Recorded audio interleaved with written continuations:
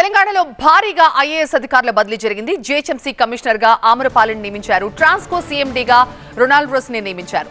ఇక finance principal సెక్రటరీగా సందీప్ కుమార్, దేవాదాయ శాఖ ప్రిన్సిపల్ సెక్రటరీగా Shailaja Ramaiyer, commercial tax principal సెక్రటరీగా రిజ్వీని నియమిస్తూ ప్రభుత్వం ఉత్తర్వులు జారీ చేసింది.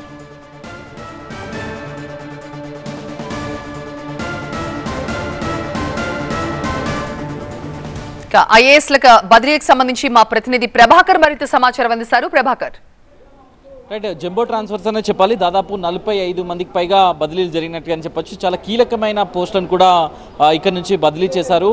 జిహెచ్ఎంసీ కమిషనర్గా ఉన్న రొనాల్డ్ రోస్ను ఎనర్జీ సెక్రటరీగా, అట్లాగే సీఎండీ ట్రాన్స్కో అండ్ జెన్కోగా, దాని తర్వాత జిహెచ్ఎంసీ కమిషనర్గా అమరపాలి కాటా, హెచ్ఎండిఏ కమిషనర్గా సర్ఫరాజ్ అహ్మద్, దాంతోపాటుగా కమర్షియల్ ట్యాక్స్ ప్రిన్సిపల్ సెక్రటరీగా రిజ్వీ, ఎవరైతే టీఎస్ జెన్కో అండ్ ట్రాన్స్కో సీఎండీగా ఉన్న రిజ్వీని, ఈవీడీఎం కమిషనర్గా రంగనాథ్, ఐపీఎస్ అధికారి రంగనాథ్ను మల్టీ జోన్ ఐజీగా ఉన్నారు.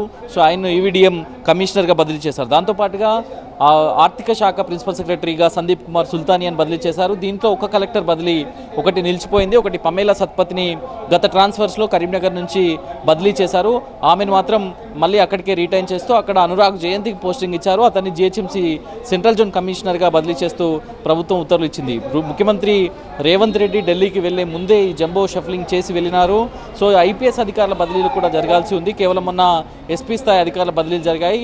ఈరోజు సాయంత్రానికి ఐపీఎస్ అధికారులు, ఐజీ, డిఐజీ, అట్లాగే అడిషనల్ డీజీ హోదాలో ఉన్న అధికారుల బదిలీలు కూడా చాలా జంబో ట్రాన్స్ఫర్స్ అవి కూడా జరగనున్నాయి. సో మొత్తానికైతే ఒక భారీ షఫ్లింగ్ అని చెప్పొచ్చు. ఎన్నికల తర్వాత అడ్మినిస్ట్రేషన్ దిశగా వెళ్తున్న ప్రభుత్వం ఈ బదిలీలను, ఈ షఫ్లింగ్ అయితే చేసింది, ఈ మార్పులను అయితే చేసింది. ఇక జిఏడికి సంబంధించి సుదర్శన్ రెడ్డిని పాఠశాల విద్యాశాఖ డైరెక్టర్గా సుదర్శన్ రెడ్డిని, అట్లాగే